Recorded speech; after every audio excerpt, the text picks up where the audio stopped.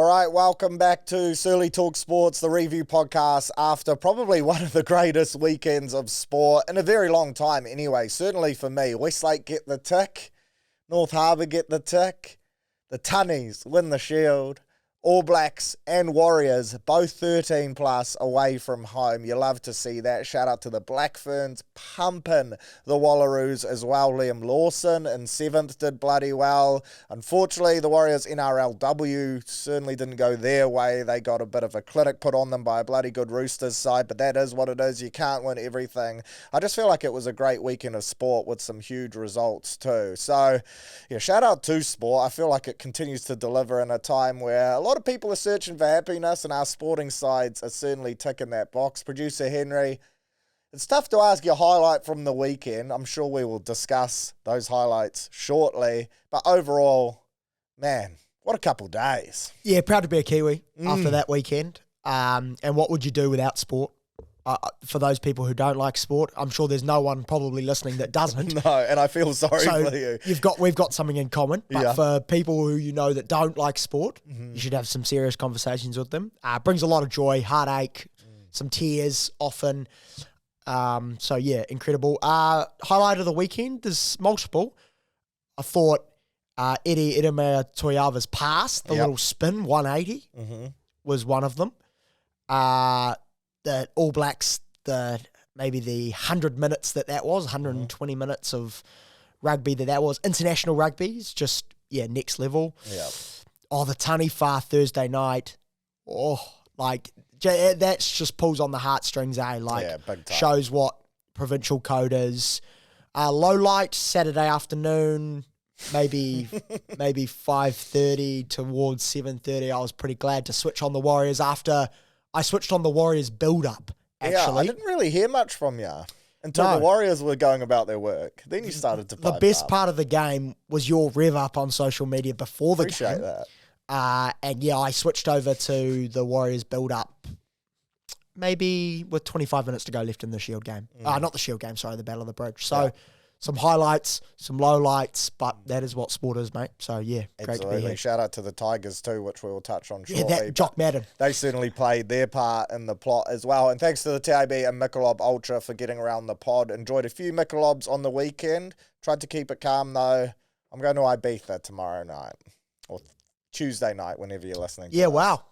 Can you give us a quick explanation? Yeah, so shit just really unfolded to the point where I literally basically only told you today. But interviewed Dom Dollar, if you don't know who he is, one of the biggest DJs, dance music artists in the world, coming to New Zealand early in Feb. So he jumped on for an interview to announce that, and he threw it out there. I'm finishing up in Ibiza next weekend. It's like the closing of Ibiza. You guys should come across. I'd love to have you. Me being me, off the back of that, just said, look, if fair income, if you'd love to have me, I will literally come. Just let me know. Thought that would be the end of it.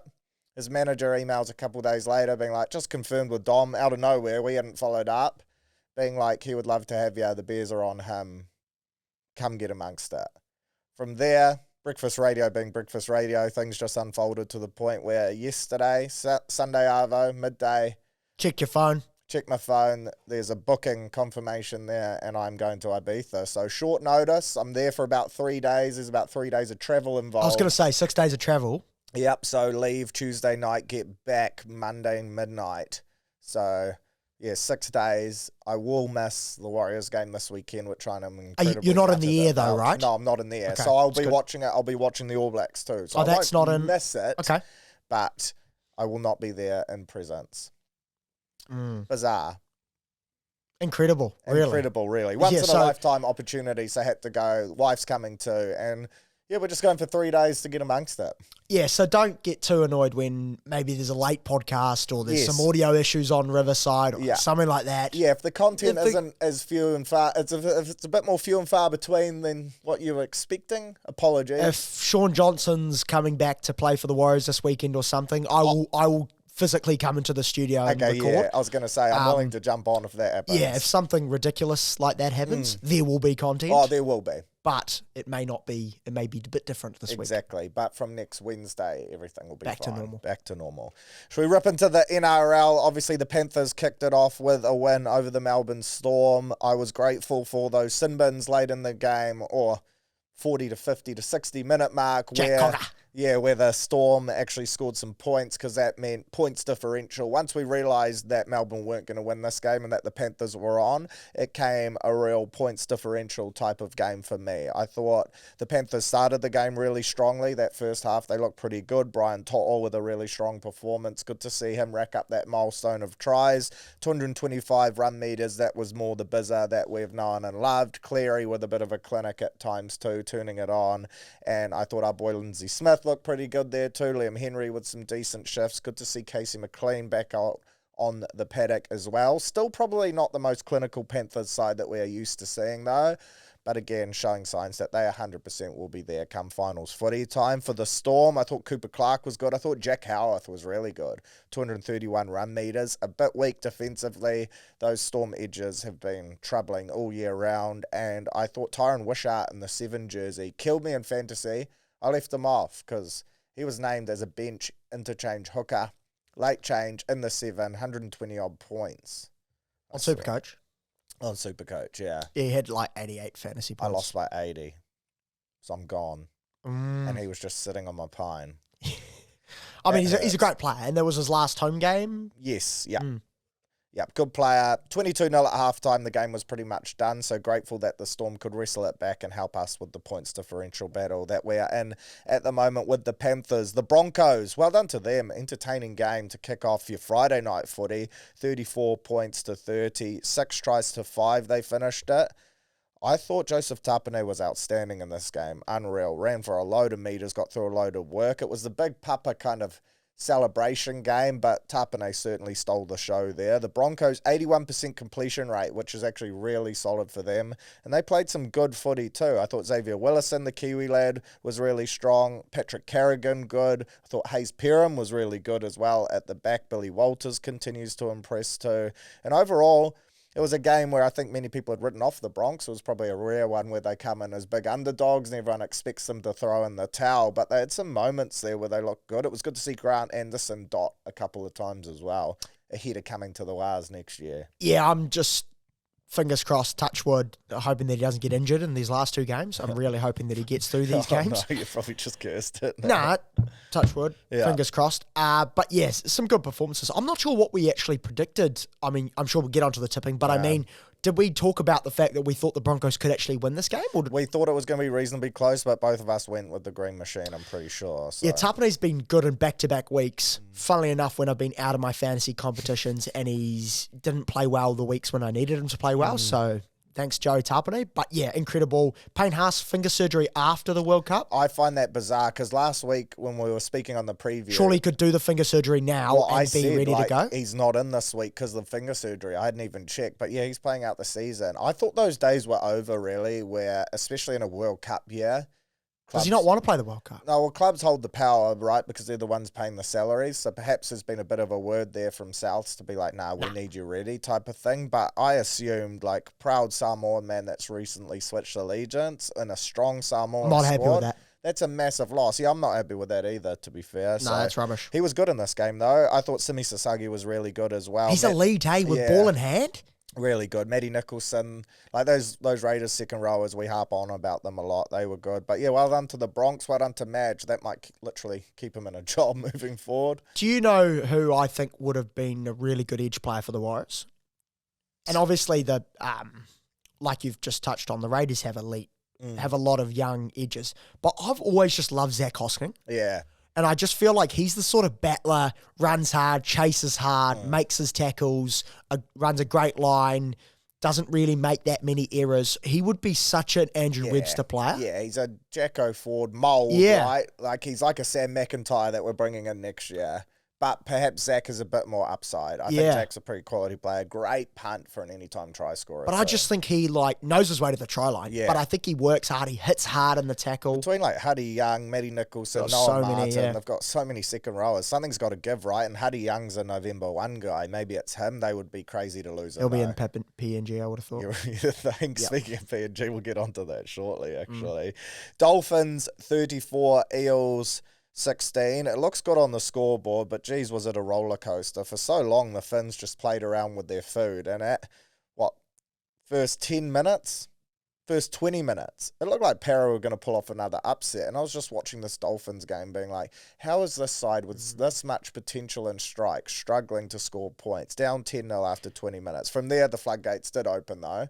And the Finns turned it on. Some of the tries they scored, insane. You cannot deny that they are an amazing team to watch. That is 100% factual. They are one of the best sides to watch because of the style of footy they play. I don't know how well it will translate across to finals footy. Their back five, though, absolutely insane. Herbie had himself a day, 281 run meters, but Cobbo, Bostock, Hammer, it's just insane. Jermaine Isako, that no try for Cobbo that they almost pulled off. They're an entertaining bunch, but geez, they can be killer at times. Their defense in this was outstanding, though. I think it was only 18 tackle breaks for the Eels compared to 48 for the Finns. So it wasn't defensively they were bad, but they're just frustrating because for 30 minutes they look like the best team in the comp. I get the feeling that they're a side that will lift in finals when it comes to a finals game against the Warriors or against the Sharks or against whoever it is, because it's shit, we can't actually not play well here, or we can't afford to not hit our straps early or front up forward pack. I feel like against the Eels, they knew that they'd have the razzle-dazzle to be able to score tries late on, or be able to get on a roll when they get some sets on the Eels line. I just feel like there was a lack of urgency maybe in this game, whereas in a game against the finals, we've seen them in games against the Warriors, that one in Wellington as well, where it was a grind. I know we're a lot better of a team now than we were probably back then, but also that one at Suncorp, it's they dragged us into it.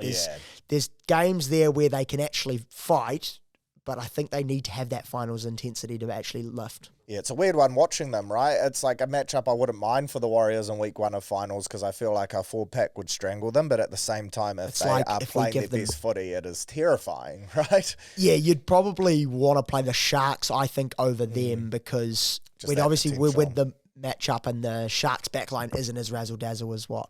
Yeah, 78% completion rate, but 48 tackle breaks compared to 16. 9 line breaks to 4. There was some highlight play. Basically, if you haven't watched this game, go watch the highlight. Every try is pretty damn freakish. Shout out to the young lad as well, second row. Only his second game in NRL level in the second row. Joseph Ponu, I believe is how you say his name. 18 years old. Ponu. There we go. Ponu. From Auckland. 18 years old. Pretty crazy. He made his debut as a centre. He actually stopped playing rugby league because his older brother, had a spinal injury back in 2023. That's tough to come back from. Yeah, so witnessing it made him quit, and then his family and his brother was like, I want you to play for me type vibes. Now he is carving it up. 170 run meters. I think he made 30-odd tackles, didn't miss any. He was the workhorse of this Finn side in the second row, involved in every play, running great down lines. 18.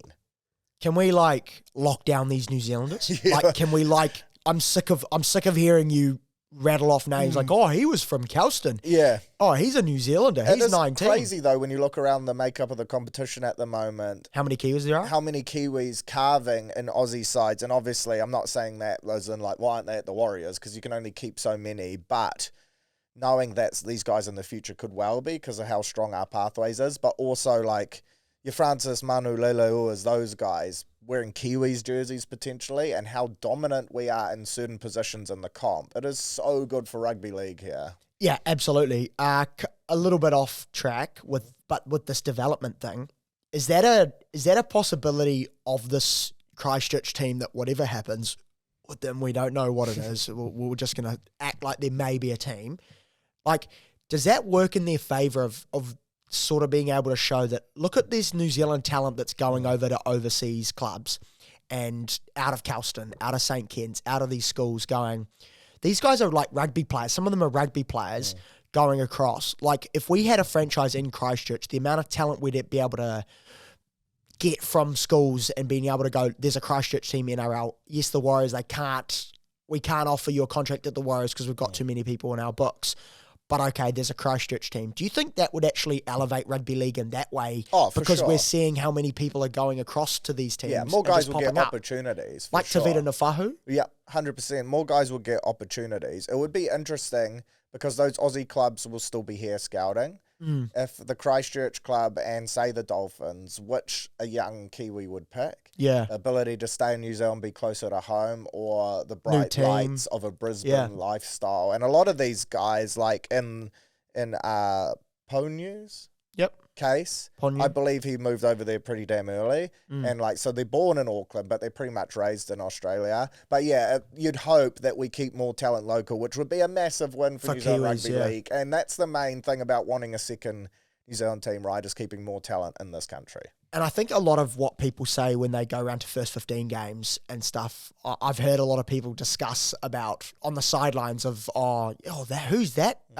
Sacred Heart number 8? He's unreal. Or who's that St. Kitts number prop? Who's that? And then they're like, they've signed with the Dolphins or they've signed with the Bulldogs or like there's all of these players. So if you imagine what another team would be looking at for New Zealand, I'm just saying that's a positive thing. First 15 season, schoolboy national comps here, filled with scouts. Yeah. And you look at the Kelston team, a lot of those boys are in that Warriors Pathways program for sure. But then you even go down to St. Pat Silverstream and been told there's 5 to 6 guys that are in there. New Zealand is like the amount of talent there is going through the grades, it's just unbelievable. And the amount of kids that have their future fairly, not sewn up, but an opportunity where you could be playing high school footy in Hamilton and next thing you know, the Bulldogs are because it's Hamilton boys, right? It's people know that. Yeah, Rotorua boys, their captain at the moment, people chasing him from all over. Like Bishop Neal, all those guys. They're a great testament and everyone knows New Zealand Rugby League is,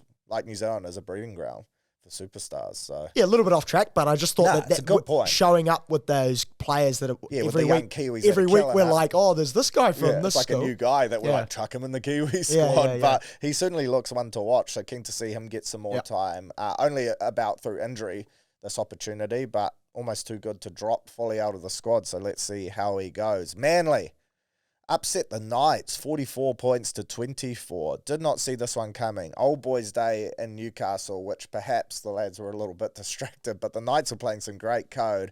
Manly on a hissing losing streak. I thought this was going to be a fairly straightforward walk in the park for Newcastle. Tom Trbojevic, obviously back for Manly, but I was really impressed with how they played. I thought Turbo was good too, 170 run meters, and he was involved in all sorts. I think it's a real testament to how big of a mental impact having those guys back in your team is. It literally lifts the whole team. You're in the locker room before the game, you're chucking your jersey on, you look across and Tommy T's back in there. It just fills you with confidence to go a whole nother level. So it's almost like impact on the field important, but that shows he's literally your captain, your best player. When he's healthy, one of the best in the game, and they went to another level. Shout out to Josh Feletti as well. I was just going to say that.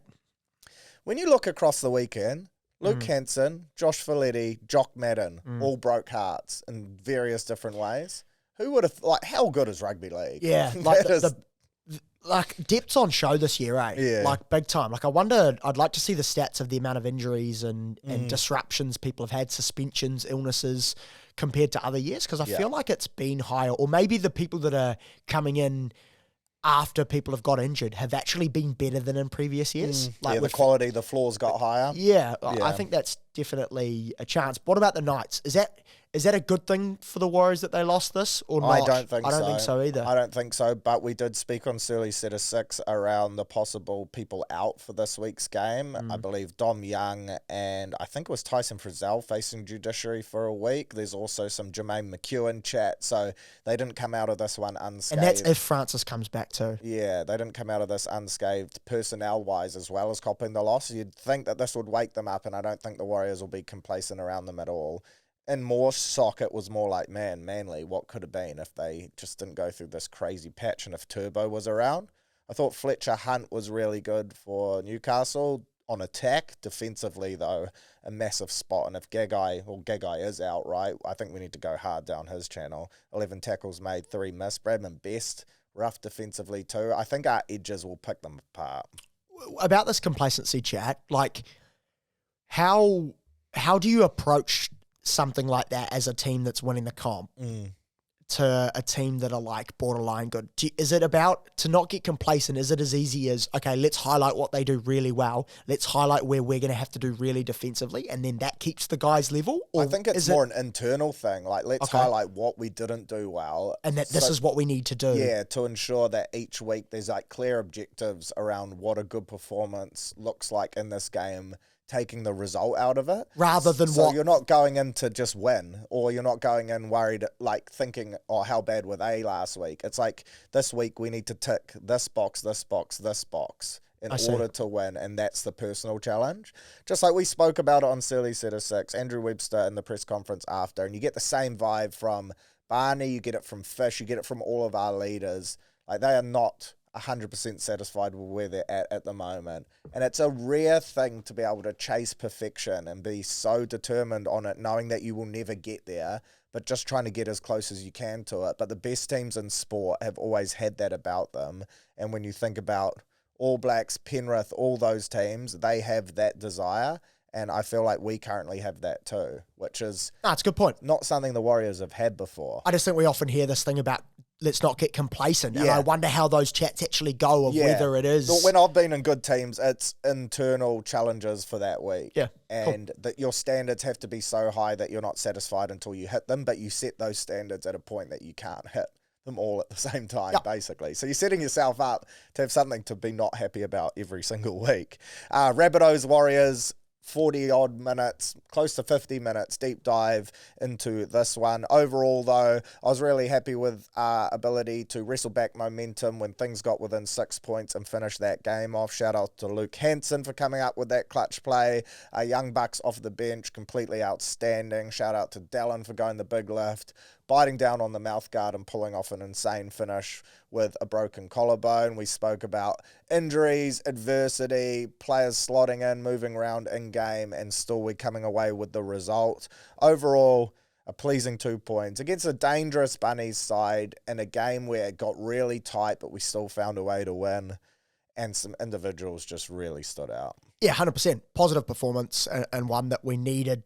Not like it's not like the Sharks, Craig Fitzgibbon coming out and saying we needed to have that loss or something like that. And there's parts of the game where we discussed about that wasn't our best and wasn't, but there's also some positive things in there.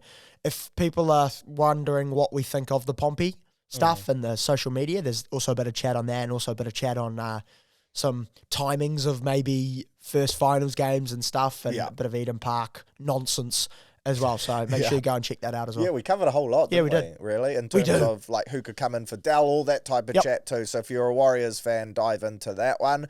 As a Warriors fan, I liked seeing the Dogs win 44 points to 14 against the Dragons purely because they take on the Panthers this week.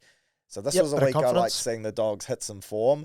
They were pretty damn good in this game. 7 tries to 3 it finished. Critter 8 from 8 did his best Tane Tuapiki impersonation.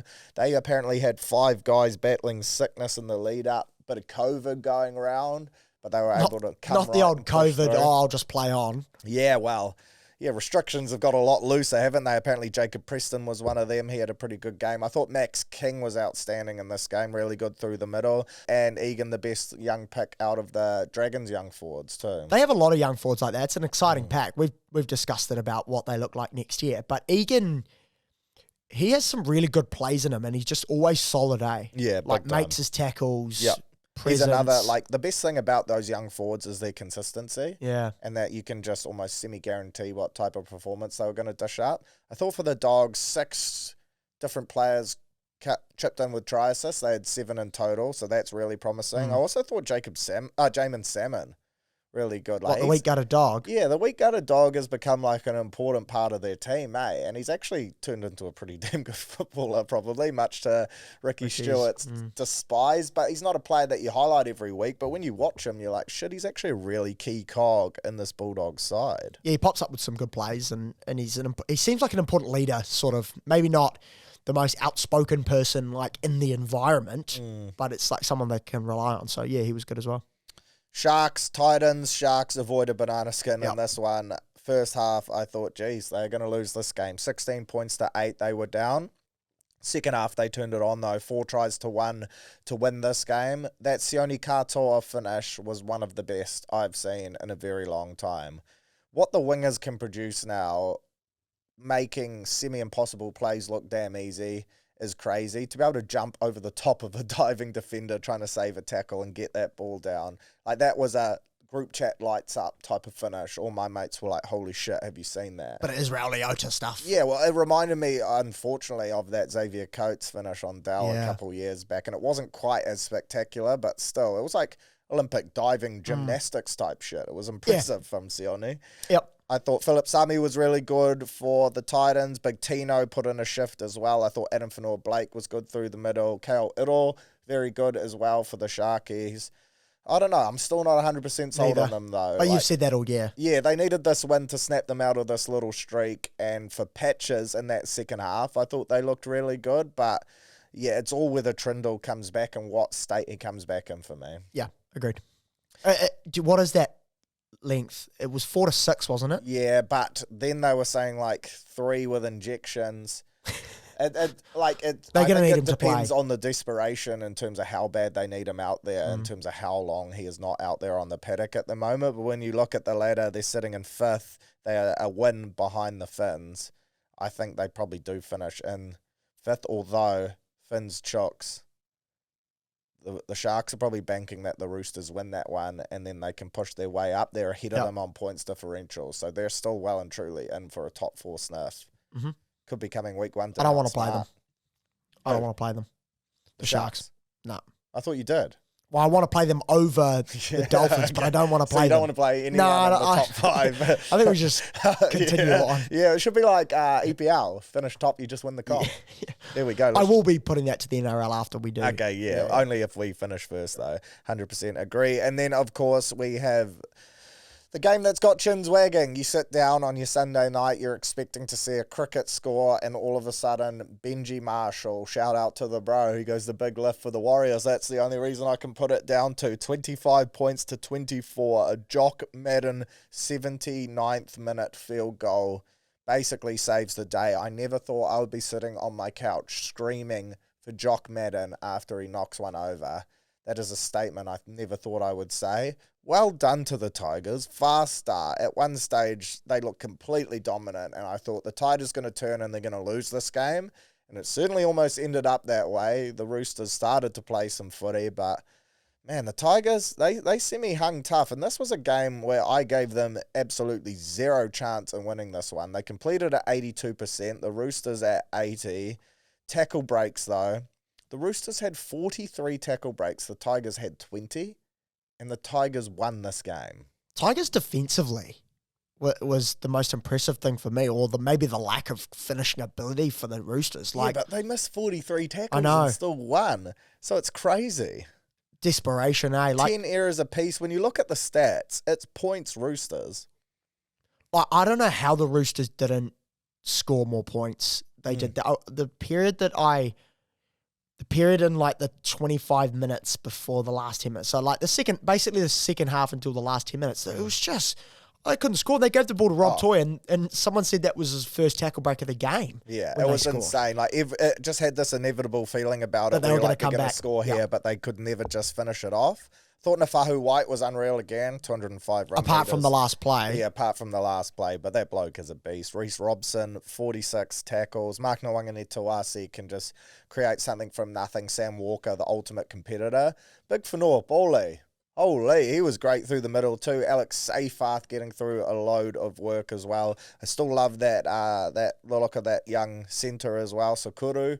He's got some talent about him too. Uppy Coruscant with another clinic too. Good 40-22. Good 40-20. I love that. Owen Paddy. 40-22, 40-20. 40-20. Shout out to Owen Paddy too in the Raiders Beat game. Paddy. There's an option for there to be a 40-20 on the punt, TAB. It's always Raiders paying around games. like $4. Raiders games. Owen Paddy, I think he's kicked like 4 or 5 of them this year. So shout out to the Tigers. Shout out to Jock Madden. Thank you very much to Benji Marshall. We truly appreciate your work because it makes the run home a lot easier for us. Yes, we're tied with points with the Roosters, but our points diff is 133 ahead of theirs. So we're in a 2-horse race here with the Panthers if we can take care of ourselves. Roosters, they have the Finns and the Bunnies to finish, so not the easiest run home either. And I could see them losing one of those games at least. Yeah, smiles on faces. Smiles on faces. They've been embarrassed in this one. So Joey Manu as well, PNG number 7. I think they had plans for this to be a number 7, but it has just worked out that Joey is keen, available. So you got to pull the trigger, right? You don't mess around with any stuff forwards like that. by any chance? They do have a bloke from the Super League signed already. No, November 1 is when they will sign some forwards for sure. But at the moment, it is looking like a who's who of rugby league backlines and a who's who of guys who don't mind some coin, which is pretty on brand. We were talking about that, weren't we? Yeah, Joey Manu went to rugby. The chat wanted to be an All Black, went to Japan, went to France. Knowing that he couldn't play for the All Blacks, going to Japan and France. Cashed up, and now he's going to PNG to cash up. I do love Joey Manu, though, and I'm excited to have him back in the game as well. From a Kiwi's point of view, too, because it brings him back into that fold. He's a bloody good footballer. Does he play fullback? Probably. Like, when you look around, and that's always been a massive lure for him, right? He's always gone insane when he's played there too. But this PNG side, once they start adding some forwards, and it's going to be interesting what 7 they do get, but they are going to be scary. Who do you think the forwards that they'll target? Well, Liam Martin, I assume, will be heading there for sure. Then there's other guys, like Xavier Willison has said that he wants to stay at the Bronx, but apparently he's asked for like $800K. Cheapest. Yeah, which is a big pay rise, and he's probably on form deserving of it, but that is a lot of money. Obviously, the Panthers are leaking forwards, so are the Dolphins. There's a lot of Dolphins second rowers and guys in there that they could potentially grab. Like Moses Leota, those guys, I'm sure he would probably prefer to stay in Australia, but there is opportunities for those guys to go there and get some coin. I think now more than ever, when you look at that roster, and if you're on the fence, you're probably more inclined to take it, not just because of the money. Like, that's the main driving factor, but also, like, shit, I could be playing with some bloody good players. It makes it extremely attractive. All Blacks. Tipping. Let me bring that up, because I have not done my homework for this one. Oh, okay, we can do that later if you like. Here we go. So, it was 62 points to 47 heading in. Okay. I was able to pick this week for the first time in a very long time. I can tell you the results if you've got the who I've got the results and who picked, so we're good to go. I said by Panthers by 10. You said over, so I get that one. Yep. Raiders, Broncos. We both went the Raiders. No result there. I said Finns by 12. You said over. You get that one. So it's one apiece. Yep. Knights, Manly, we both went Knights. Bunnies, Wars, I went Wars by 13. You went over. Brilliant. You get that one. 2-1. Congratulations, 2-1. Dragons, Dogs, I went Dragons, you went Dogs. Well played. Thank you. Is that 3-1? Titans, Sharks, I went Sharks by 10. You went over, so I get that one. 3-2. And then we both went the Roosters. I went by 18. You went by over. Yeah, right. So 3-2. Tigers get it. 3-2 there. 65-49. It is game, set, and match. Thanks for coming. And the punishment was that you had to travel 70 hours to Ibiza for 3 days. So I'm taking the loss early. Okay, and instead of going to Bali like NRL sides do on Mad Monday, I'm just going to Ibiza to make the punishment even harder. Sweet as. All Blacks, 13 plus. Look, to be honest, the end scoreline paints a very pretty picture, but we certainly didn't have it all our way throughout this game. 33 points to 16, it finished. I jumped straight on socials and said 56th minute for me was where this game changed. But being honest, the first 10 minutes, the first few phases of this game, I thought, holy shit, we have walked into an ambush. We were going nowhere. The contact was brutal. And I just thought, A, can the Springboks keep this up? B, can we keep running into these bodies? And C, how big, how physical, their line speed on D, every collision they were just flying into, I thought they were so up to it. The only thing that was giving me hope was our ability to get the ball to the edges and have great success there. I thought our edge attack looked really sharp, and that was the only way we were getting behind the gain line. I also thought the other thing which gave me hope was the fact that at halftime, I thought we should have been, it felt like we were potentially down by 12 points, right? But we were just absorbing blows, hanging in there. That Fabian Holland try, a great example of it, because we needed points right in that moment, and that's exactly what we got. But didn't feel fluky because that's a skill to execute, and he was putting box kick pressure on all day, as was Evan Etzebeth in the Springboks locks. But it had that feeling like we were hanging in by a thread. But then from the 56th minute mark, we turned up the notch. Our Mana squad, as they're calling it, changed the game completely, and we got the result. Your overall thoughts? Is that a fair comment? Yeah, fair comments. Yeah, I don't think it was the best All Blacks performance I've seen. I think if we look at the performance, if we single out sort of how the All Blacks played, I think it was above average, but it wasn't amazing. The All Blacks have got a lot to improve on. No, and it's a lot to do with the Springboks and how much of a quality side they are. They won 12 on the trot. The last time they lost was at Eden Park. They were near full strength apart from Sia Khaleesi. There's no excuses. Yes, they went down with Kurt Lee, Aronsa, and Cheslin Colby went off late, but you reap what you sow. You have a 6-2 split. You have a halfback on the bench and not an outside back and midfielder. That's just how it works. You get an outside back injury and you're in the mud. It is their fault. Physically, they were up for it, like, from the first whistle. I mean, I think the All Blacks expected it, but there's a difference between expecting that physical battle and then actually fronting up for it. I thought we talked about how the first 15 minutes was going to be important. I thought we did okay. Scrum time got obliterated for 56 minutes. Yeah. Tyra Lomax had a very tough night on Oxneach, who is probably the best scrummager the world's ever seen. Yeah, and De Groot wasn't right, which didn't help. So De Groot was sick. Yeah. For the people that don't know, he was sick overnight the day before the game and then missed some of captain's run, went home early because he was very, very sick. Then he got an injury to his knee in the first 3 minutes. So I think he was playing with a bit of a knee sprain as well.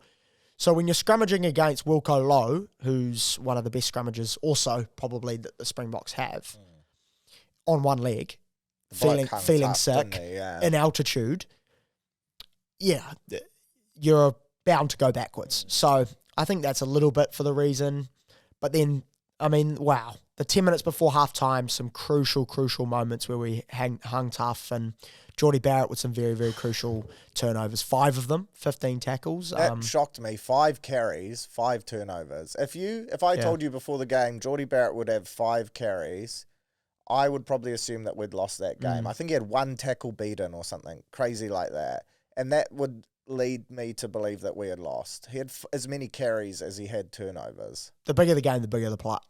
And defensively, he just found a way to assert himself. I thought Will Jordan had some massive, that moment obviously. That double play For the turnover was insane. But Geordie pulling off that try saver with the hand of God, and then one-on-one with the Springbok number 8, who was off the back of the scrum, who is probably the scariest bloke in the world at the moment. Like, they have some big bodies. He's 122 clicks, but he carries it like he's 95. Like, he is built so strong. He doesn't run to an open shoulder either. He runs straight at you. He runs straight at you, and he does not hold back. Everything is 100% intensity. And he stripped him.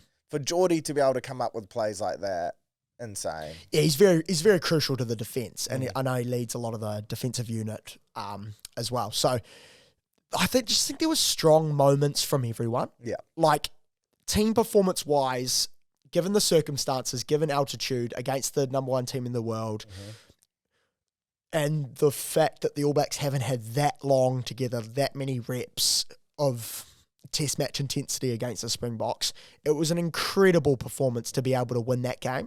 But if we single out the performance itself, I don't think it's one of the All Blacks' best, and there's still lots to improve on. But if you think specific players like Luke Jacobson, moments, scored the try, some big tackles. Physical. George Bower came on, held up the scrum. I got to put my hand up there. Me too. I was massive. Xavier Numia, Wise Bower there. Jeez, that tackle he put on with a Safawa Moore, kind of like, that was a statement in itself. But then those, like, his works, front row, that reserve front row that came on literally changed the game. So George Bower, apologies. And as sort of like a host of a podcast and as like analysing these things, like, it's sort of our job to question like these things and talk and discuss about why selections have been made. But I think one thing I need to highlight about Dave Rennie so far is a lot of his selections that he's made, whether it be in his squad with like the Anton Segner thing versus Duplessis Karifi, the Josh Morby, a lot of other players that maybe the Luke Jacobson, who many people didn't think Yeah, he made him his captain. Yeah, literally. made him his captain for the midweek side. Like, all of these selections that people have debated whether are even correct or right, He's got them right. he has got them dead right. Like, that George Bower versus Xavier Numia, like, Xavier Numia is a great player, but would Xavier Numia pulled that off? Like, yes, he's got Sir Graham and Henry around him, which could help. Neil Barnes, like, he's got people he trusts. Yeah. But we have to trust what Dave Rennie's doing. Like, he's got a bit of Webby.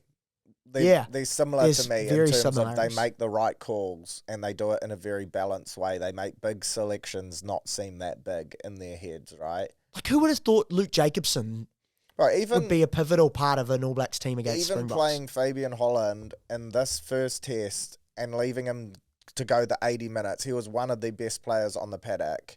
His energy, his physicality, everything about him was insane. Didn't play a Super Rugby minute. Yeah, he was underdone. He had one 80-minute performance and a 20 or 30 in the lead up. And we thought Patrick Tuipulotu probably should have made it. And I think Paddy would have had a good impact on that game. But he was like, nah, this is my guy. And geez, like selections like that where I thought, Fabian's Jordan, probably a Test 2 guy. Will underdone. Jordan. Yep. And it was funny in the commentary, right? I think it was Jeff or Justin was like, Will's not right. But then the very next play, bang, double play turnover, scores a couple tries, ends up being man of the match. I don't know if he was 100% our man of the match, but he was very good.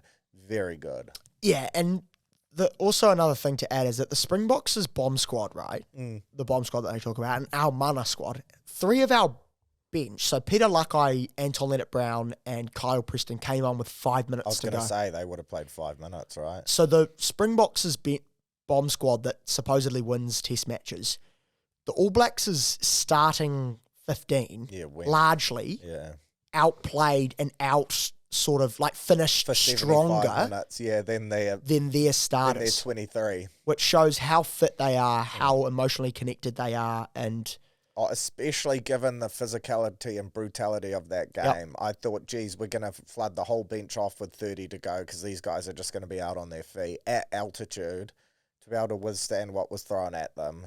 Some of those 80-minute performances were insane, right? And the bodies took a battering. And the best thing about it is we've got to do it again 3 more times. But some individuals put in massive knocks. Ruben Love, just assured, doesn't make errors. Really good kicking game. Cam Roygaard, I thought, relieved a lot of pressure with his box kicking game too. And Tupou we probably kicked more ball than this optimistic rugby would suggest, but we were forced to do so, and it was a pressure reliever. High balls still scare the shit out of me, and we had this tactic where we catch them running backwards, and I get it like that. You're almost escorting the ball yourself, but not 100% sold that worked yet. But it is no doubt something that the All Blacks will just be doing all week in training because that remains the biggest glaring work on. That's for damn sure. I thought Quinn Tupaia with his 50-22. Like, a lot of guys had some really nice touches, man, and it's just so good to see, like 7 from 7 under Dave Rennie. It is just great to have All Blacks rugby back at this level now where Russie will say we're the best side in the world. He doesn't mean that. They are still well and truly the favourites. I actually thought he was really humble in the post-game presses, and I thought he dodged some questions where people were trying to get some clickbait out of him. I love the way he went around it, but to be able to have an All Blacks side that lives up to the respect that they've earned over the last however many years, basically since the All Black jersey was created, is so cool. To be back in that level now where we're punching and knocking over the Box at Ellis Park. Now, we won't get carried away. The Wallabies literally did this last year, right? Yep. And then ended up getting smoked. We also outplayed them at Eden Park, beat them, preserved the record, Artie Severe's 100th, and then got battered. And then it was a record loss, wasn't it? I would be very, very surprised, and this might sound harsh, will be a big call, but I would be really surprised if we win this game this weekend. Yeah, you're expecting a Box bounce back? I'm expecting a huge Box bounce back. Yeah, I think we would have taken a lot of confidence from that, and the fact that we have still a fair bit to work on fills me with joy. It won't be panic stations if we lose this test on Sunday, but I would be surprised if we do. I found it interesting how Russie was like, we need to win the next 3 to win this game, like to win this series. So, like, it's true, but he's not chasing a draw. He's like, it's now must win for these next 3. We had to win the first test, and we did. So, there's just some great moments. Huge performance. Shout out to the Springboks fans as well. Russie put the call out pre-game. Can we be quiet during the haka? I thought there was no chance of that. No, neither. But, geez, they followed that. Like, going to games in South Africa just looks so cool, and I love the banter online. At times it's not banter and it gets heated, but it just shows like what a game rugby is and what a rivalry this is. Just quickly on the Lions team, probably some of you listening may have already seen the game Wednesday morning. A fizzing side named Richie Mo'unga starting. That's the main talking point, Timothy right? Tamatala And him a big Jim at the 10-12. That is exciting stuff. Yeah, it's just a reminder of the depth in this All Black squad, right? When you see the names getting rolled out for these midweek games, you're so used to them being, you know. One question, Samisi Tupai Tailoa as well. There's some, a couple of people that are landing in Johannesburg apparently who don't know they're playing this game on Wednesday yet. Well, because Offa Tuangafasi and Jamie Hanna, who are being flown in, who are probably in the air currently about to land in Johannesburg, have been named to play against the Lions. Would have Wi-Fi, wouldn't they? But there's a lot of info for them to jump in. Luckily, Jamie Hanna in particular in great form. So I think the biggest question is Josh Lord and Ethan de Groot probably will be unavailable for the second test. What do you do? And because Patrick Tuipulotu and Sam Darry, who are your other two locks, are playing against the Lions, are starting against the Lions, does one get pulled at halftime for Jamie Hanna and then they start? I would say so. Or do you go Tupou Vaa'i? What do you think they'll do? Forward. Tupou was so good on the edge, though. But also, I think he boosted the scrum at lock. Yeah. And Bauer and that did say, like, the push we were getting from the back. And our loose forward depth is really strong. So maybe that is the way they go. Although I do think, like, just chucking Paddy in there for the physicality. Yeah, because Paddy would have the same effect. Just go as big as you can. I'd probably lean towards that. But because they've named Paddy as the captain and starting, I think the fact that they've done that and Simon Parker... I guess how early he comes off will be a good indicator. Yeah. But it seems like they're going to back That's probably the big call. And then who starts at loose head prop? Do you keep Bauer where he is to close out the game and start Xavier Numia?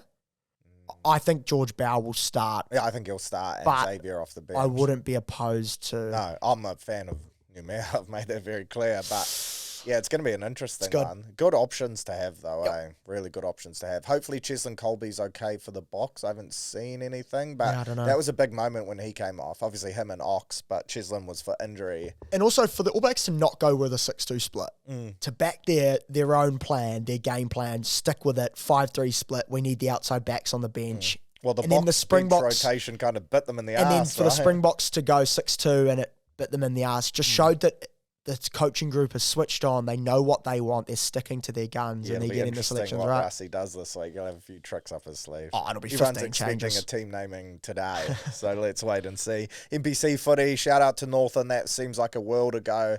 As of Monday, they were doing shots at a restaurant at breakfast time in Whangarei. How good? How good is that? I will say your first offence is this Sunday, so maybe one more day and then the lads need to lock in. I'll also say incredibly concerning that their Shield Parade is on the Saturday, the day before their first offence. I want them to win this game. Absolutely. So fingers crossed they can. I thought they were outstanding. They were. It was an incredible game. Rob Rush, get him on the plane to South Africa. He was incredible. Sam Knock, just proud of his... Oh, it was just so good. It was so pleasing to watch. I was in Shield country, actually, on Saturday, and it just had a good feel about it in Whangarei. Yep. You could just sense it. They saw a couple of Taniwha flags around, but in Northland, just people wearing their rugby jerseys around. Love that. Didn't see I wish the parade was on Saturday, because I would have gone. Yeah. But... they just play a good brand of footy, man, and they well and truly deserve that. We'll get to our 3-2-1s later, but I thought Rob Rush, Rivers Rehana, both outstanding. I will say, interesting play, getting your naked brother on your shoulders with the shield. Like, I love my brother. I'm not sure if we would do that. And I saw a comment saying, someone wash your neck. You need to wash your neck. Yeah. Hey, you love to see it, though. That's what the Shield does, man. Yeah. Like, Northland's gone wild. 48 years. They were in North Auckland. Shit, did they deserve that. And it was one-sided.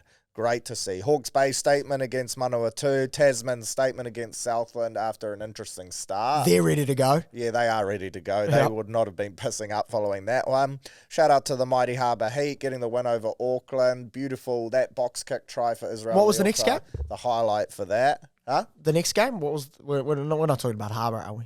We absolutely are. Oh, Shit, okay. they were good. Great win. Bay of Plenty, 28, Taranaki, 24. That was closer than I expected it to be as well. Waikato, way too good for counties, and Otago way too good for Wellington. Counties might not win a game. No, but neither might Wellington. So the Sikarifi concussion too? Do they play each other? They do this week. Spoon Bowl. What time's that? 2:00. Saturday. Sunday Arvo. Oh, before the Spoon Shield Bowl. game. Before the Shield game? Yeah, Spoon Bowl. Love that. That is a huge game. Poor Wellington. I got a good mate, Mufi Taramai, in that Wellington team. Yeah, so that's 2:00, Shield game 5:00. What an entree. Oh, and that'll be full at Semenov Stadium. That will be. I thought you were going to say at the gate turn. Not the Spoon Bowl. Jesus, no, the Spoon Bowl will not be full. Our 3-2-1s, mine is kind of pretty obvious for me. I was heavily biased on that Shield win. My one was Lucas Casey, though. I thought he was great again for Otago. He must be someone that, if more players drop, they need to be loose. Well, he'd be next because if Anton Segner has to go home, I wouldn't be surprised if it's him. Rivers Rehana got my 2, and Rob Rush. I'm just a big Rob Rush fan. I'm the same. Well, there we go. I could have gone with, I don't know how to pronounce the Otago fullback's name. Oh, yeah, he's a gun, though. He's a gun. Yeah, I would have gone him, but Shield. Quality of opponent, too. I thought Leo Willie was really good, too. Yeah, I'll go Lucas Casey, Rehana, and Rob Rush as well. Well, there we go. We all agree. Right, that's us done and dusted. I have a plane to catch to Ibiza, so I'm going to go get amongst that. The next time you hear from me, I'm not too sure when it will be, but it will be. Enjoy your Warriors footy. Enjoy your All Blacks footy. Enjoy all the sport. And I'll see you back here, hopefully in one piece, sometime shortly. How good.